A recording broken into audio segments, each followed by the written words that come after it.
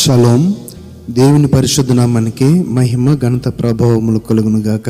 మన ప్రభువును రక్షకుడైన యేసుక్రీస్తు యెహోషువ మెస్సీయ నామములో యెహోషువ మెస్సీయ ఆత్మీయ కుటుంబ సభ్యులందరికీ నా హృదయపూర్వక వందనాలు, ఉదయకాలపు శుభాలు తెలియజేస్తున్నాను. యెహెజ్కేలు గ్రంథము 11వ అధ్యాయము 20వ వచనం ద్వారా తండ్రి అయిన దేవుడు ఇట్టి రీతిగా మనతో మాట్లాడుచున్నారు. యెహెజ్కేలు గ్రంథం 11వ అధ్యాయం 20వ వచనం. వారు నాకు జనులయుందురు, నేను వారికి దేవుడనయుందును. వారు నాకు జనులయుందురు, నేను వారికి దేవుడనయుందును. ఇక్కడ తండ్రికి ఆయన ప్రజలకు మధ్య ఉన్న సంబంధము. మనము ఆయనకు ప్రజలమై ఉంటేనే, మనము ఆయనకు జనులమై ఉంటేనే మరి ఆయన మనకి దేవుడై ఉంటాడు అనేది నిత్య సత్యమే కదండి.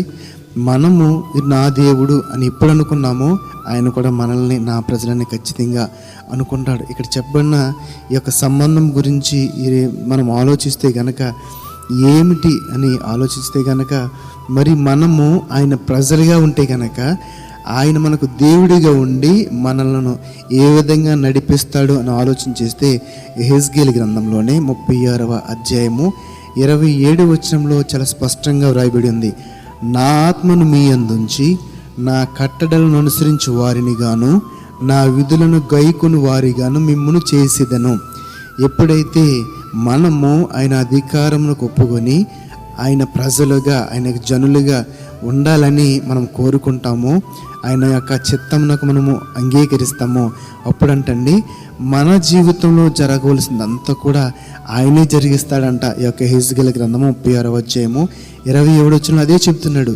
నా ఆత్మను మీ యందుంచి నా కట్టడలను అనుసరించి వారిగాను, నా విధులను గైకుని వారిని మిమ్మల్ని చేసేది. మొట్టమొదటిగా ఆయన చేసే పని ఏంటండి?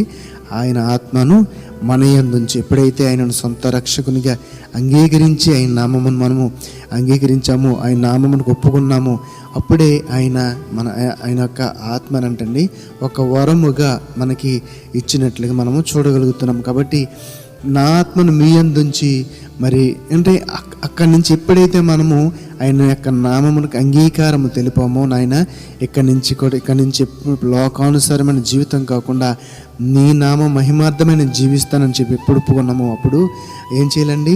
నా కట్టడలను అనుసరించి వారిని గాను, నా విధులను గైకుని వారి గాను మిమ్మును చేసేదను. మనల్ని తయారు చేస్తానని తండ్రి చెప్తున్నాడు. అంటే మనము మన అంగీకారమును, మన యొక్క ఒప్పుకోలను, మన యొక్క ఆసక్తిని తెలియజేస్తే చాలు, మిగతా పనంతా కూడా పరిశుద్ధాత్మ దేవుడు, మరి పరమ తండ్రి ఆయనే నేను చేస్తాను, మీ యందు నా ఆత్మ నుంచుతాను, నా కట్టడలను అనుసరించే వారిగా చేస్తాను, నా విధులను గైకుని వారిగా మిమ్మల్ని చేస్తానని మరి వాక్యం ద్వారా తండ్రి రోజు మనతో మాట్లాడుచున్నారు. అవును ప్రియులారా, మరి ఆయన నామమును గురించి తెలుసుకున్న మనము సంపూర్ణ రీతిలో ఆయన నామమునకు అంగీకరించామా? ఆయన చిత్తమును తలంచుతున్నామా?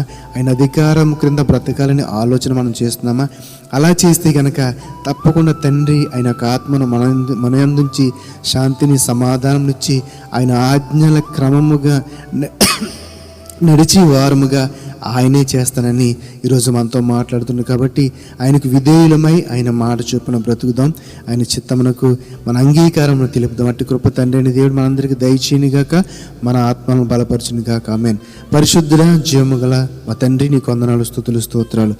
నాయనా, మేము నీకు జనులమై ఉన్నప్పుడు మీరు మాకు దేవుడిగా ఉండి మీ ఆత్మను మా యందుంచి నీ ఆజ్ఞల క్రమమున, నీ విధుల క్రమమున, నీ విధులను గైకొనే వారంగా మమ్మల్ని చేస్తానని, మాకు నీ రక్షణ కంచి తోడుగా ఉంచుతానని ఈరోజు వాక్యం ద్వారా మాట్లాడారు.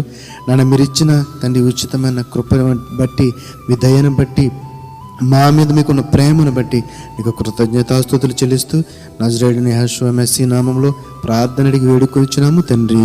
ఆమేన్, ఆమేన్. షలోం.